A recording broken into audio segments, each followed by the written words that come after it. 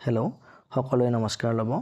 যোৱাকালি অৰ্থাৎ 2 ডিচেম্বৰ তাৰিখে আমাৰ সদনত শ্ৰী জাভেদ আলী খান আৰু শ্ৰী ৰামজিলাল সুমনে তিনিটা বৰ গুৰুত্বপূৰ্ণ প্ৰশ্ন ফাইনেন্স মিনিষ্টাৰক সুধিছিল, মিনিষ্ট্ৰী অফ ফাইনেন্সক সুধিছিল। আৰু সেই প্ৰশ্ন তিনিটা এনেকুৱা আছিল যে চৰকাৰে অষ্টম দৰমহা আয়োগৰ যিটো আপোনাৰ নটিফিকেশ্যন সেইটো প্ৰকাশ কৰিছে নেকি, আৰু লগতে যিটো টাৰ্মছ অফ ৰেফাৰেঞ্চ সেইটো প্ৰকাশ কৰিছে নেকি, এইটো কথা সুধিছিল। অৱশ্যে এইটো ইতিমধ্যে হৈয়ে গৈছে, আমি সকলোৱে গম পাইছোঁ, কিন্তু এইটো অফিচিয়েলি প্ৰশ্নটো সোধা হৈছিল। আৰু ইয়াৰ উত্তৰটো দিছে আমাৰ minister of state in the ministry of finance Shri Pankaj চৌধুৰীদেৱে। তেখেতে ইয়াৰ উত্তৰত কৈছে যে yes, the government has notified resolution dated 3/11/2025, 2025 চনৰ 3 নৱেম্বৰ তাৰিখে এইখন নটিফিকেশ্যন প্ৰকাশ কৰা হৈছিল, ৰিজলিউশ্যনটো দিয়া হৈছিল অষ্টম দৰমহা আয়োগ সন্দৰ্ভত, আৰু তাৰ লগতে টাৰ্মছ অফ ৰেফাৰেঞ্চো প্ৰকাশ কৰা হৈছিল।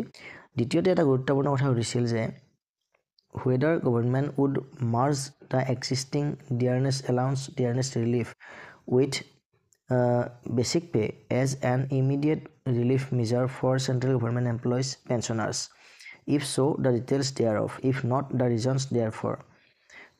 কি কৈছে যে অষ্টম দৰমহা আয়োগ আহিবলৈ যিহেতু হাতত ভালেখিনি সময় আছে, গতিকে যিহেতু বহুতখিনি বৰ্তমান মূল্যবৃদ্ধি হৈ আছে, এই মূল্যবৃদ্ধিখিনিৰ লগত মোকাবিলা কৰিব পৰাকৈ বৰ্তমান যিখিনি ডিএ চলি আছে কেন্দ্ৰীয় চৰকাৰৰ অধীনৰ কৰ্মচাৰীসকলৰ, সেই ডিএটো বেচিক পে'ৰ লগত মাৰ্জ কৰি কৰ্মচাৰীসকলক এতিয়াৰে পৰা সকাহটো প্ৰদান কৰা হ'ব নেকি, এই সন্দৰ্ভত কিবা চিন্তা চৰ্চা কৰিছে নেকি, এইটো কথা সুধিছিল।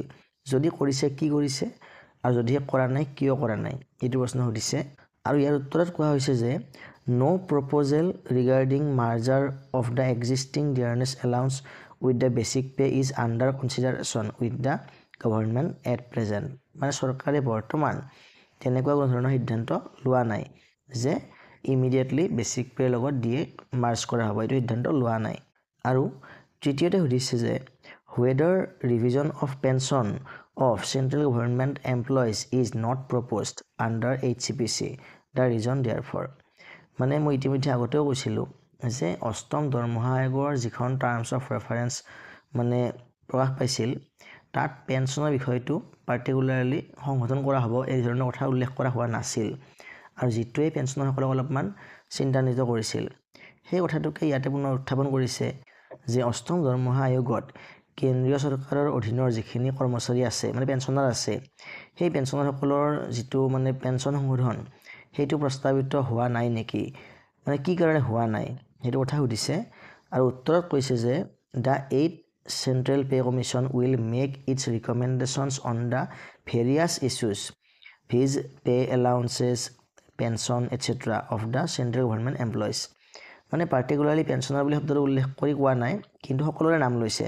অষ্টম দৰমহা আয়োগে তেওঁলোকৰ ৰিকমেণ্ডেশ্যনটো দিব অন ভেৰিয়াছ ইছ্যুজ, নেমলি নামবিলাক কৈ দিছে, viz pay allowances pension etcetera of the central government employ, যেনেকৈ আমাৰ কৰ্মচাৰীসকলৰ দৰমহাৰ গাঁথনিৰ ক্ষেত্ৰত তেওঁলোকে বিবেচনা কৰিব বা ৰিকমেণ্ডেশ্যনছ দিব, ঠিক তেনেকৈ পেঞ্চনৰ ক্ষেত্ৰতো দিব, যদিও বা TORত উল্লেখ কৰা হোৱা নাই পাৰ্টিকুলাৰলি পেঞ্চনৰ সংশোধনীৰ বিষয়ত, বা যিটো কথা উল্লেখ কৰিছিল সেইটো এনেকৈ উল্লেখ কৰা আছিল যে পেঞ্চনৰ সংশোধনী কৰাৰ ক্ষেত্ৰত যাতে অষ্টম দৰমহা আয়োগে যিটো বৰ্তমান বিত্তীয় বোজা ভাৰত চৰকাৰৰ ওপৰত পৰিব, যিহেতু সেইটো আনফাণ্ডেড পেঞ্চন ছিষ্টেম, গতিকে সেইটো বস্তুত নজৰত ৰাখিব দিছে, লক্ষ্য ৰাখিহে সংশোধনীটো কৰিব দিছে, বা যিখিনি আমাৰ ৰিকমেণ্ডেশ্যন আহিব সেইখিনি কৰিব দিছে, গতিকে তেনেকৈ উল্লেখ কৰা আছিল।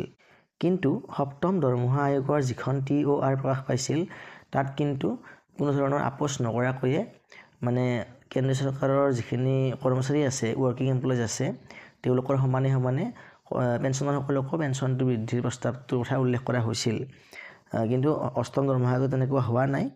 আৰু যিটো উত্তৰ দিছে যোৱাকালিৰ সদনত ৰাজ্য বিত্তমন্ত্ৰী পংকজ চৌধুৰীদেৱে, তাত এনেকৈ কোৱা হৈছে যে যিহেতু কৰ্মচাৰীসকলৰ দৰমহাটো বৃদ্ধি হ'ব, তেওঁলোকৰ লগতে পেঞ্চনাৰসকলৰ কথাটো বিবেচনা কৰিব। গতিকে এনচাৰটো অলপমান ক্ৰিটিকেলি দিছে, ডিৰেক্টলি এনচাৰটো তেনেকৈ দিয়া নাই, যেনেকৈ তেওঁলোকে প্ৰশ্নকৰ্তাই যেনেকৈ উত্তৰটো বিচাৰিছিল, আশা কৰিছিল, তেনেকৈ দিয়া নাই। উত্তৰটো এনেকৈ দিছে যে যিহেতু সকলোৰে হ'ব পেঞ্চনৰ সকলোৰো নিশ্চয় বৃদ্ধি হ'ব। গতিকে বৰ্তমান এইখিনি কথাই জানিব পৰা গৈছে। গতিকে ইনফৰমেশ্যনটো আজিলৈ ইমানেই। পৰৱৰ্তী ভিডিঅ'ত পুনৰ লগ পাম। ধন্যবাদ।